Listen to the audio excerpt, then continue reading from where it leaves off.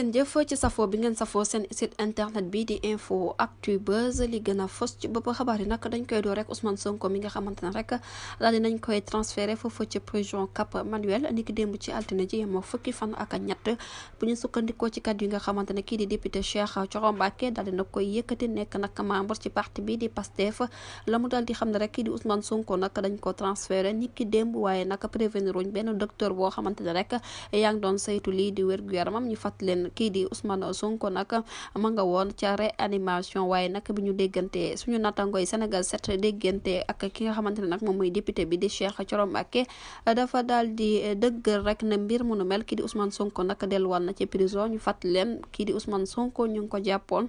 niki fanweeri fan ak benn ci weeru juillet transféré ko nag le 6 août fi nga xamante ne moom mooy ci service réanimation ginnaaw rek bi mu doon amal boobu lee xiifal boo xamante ne rek laaloon na ko bu baax waaye nag ñetti weer dong rek moo dox ci digganteeg élection présidentielle yi ngay nam ma amal niki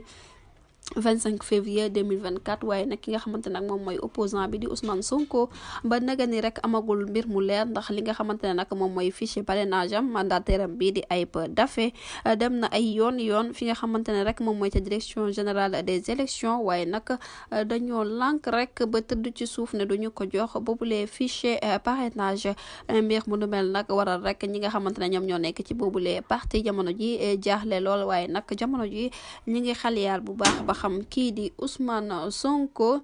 dina mën a bokk ci jongante présidentielle yu ñu dënmal ci atum 2024 waaw wala déet ak lépp lu mu ci mënti doon rek